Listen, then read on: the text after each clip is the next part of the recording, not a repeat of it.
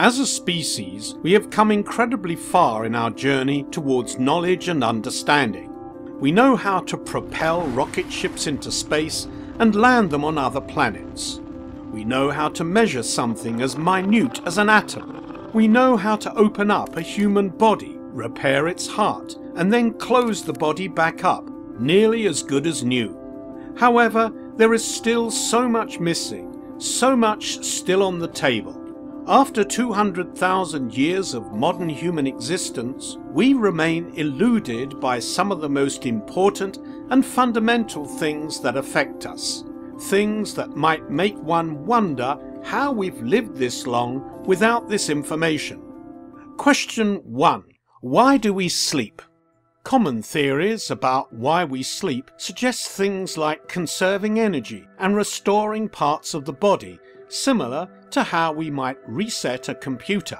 However, when asleep, we only burn around 100 fewer calories compared to when we are awake, and most of the same biological restorations that we do while asleep also happen while we're awake. So it's inconclusive to what degree sleep is actually necessary for these functions.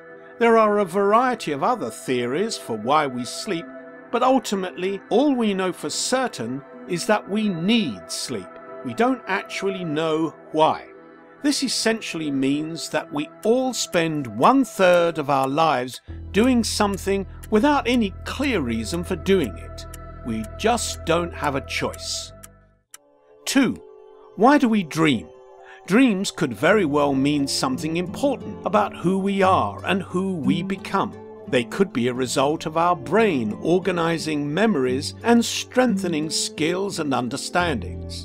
They could be a way for us to prepare for negative situations or an attempt to fulfill desires. Or dreams could mean nothing and have no purpose or meaningful cause whatsoever. We simply don't know. We just live in spite of this important information and continue to have around 4 dreams per night, hoping that they aren't negatively messing with our life too much. 3. What is consciousness? The human brain is regarded as the most complicated object in the known universe. It's accepted that the brain is what provides consciousness, which provides you with your sense of you and your ability to discern the world. We understand a lot about the different parts of the brain and what it means to be conscious.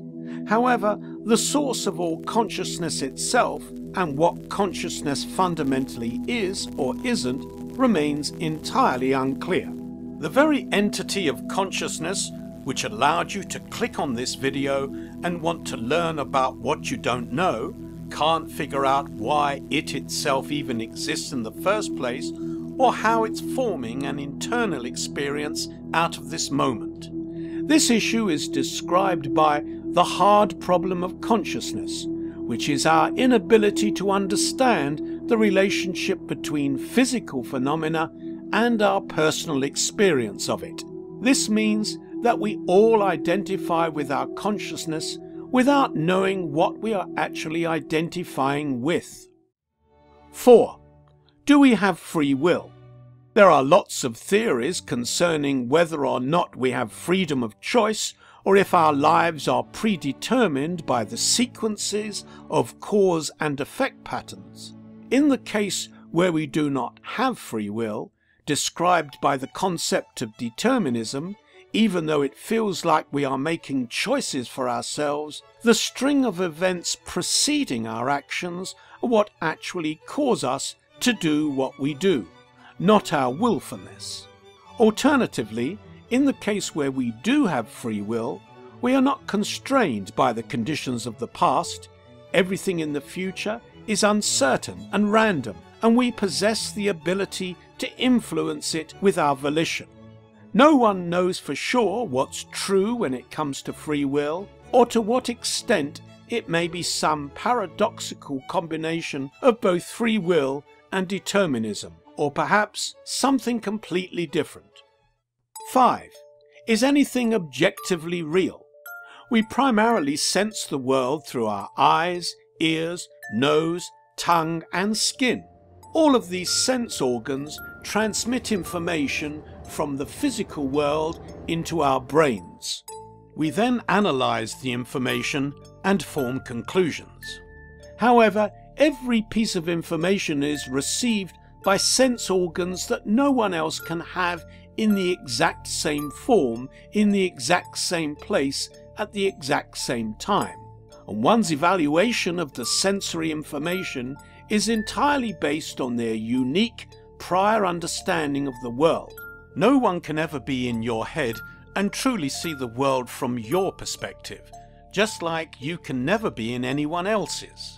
And so one's experience of reality is and will always be subjective. Not only that, but our sensory perception is constantly being tricked by the outside world, making us experience things that aren't always there, or miss things that are. All of this raises the following.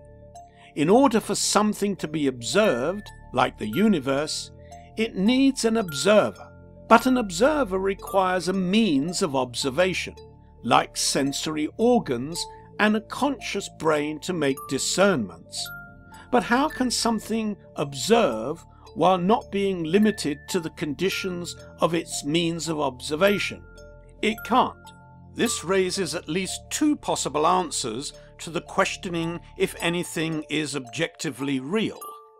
Either there is an objective truth to the nature of everything, which is indifferent to observation, but current humanity can simply not access it, or nothing is objectively real, and what appears real is relative to the nature and abilities of the observing party. All we have is our own brain, and we can never experience the world from outside it. According to the concept of the egocentric predicament, this means everything outside of one's brain is impossible to ever prove as real or not. All we can do is hope that at least something is.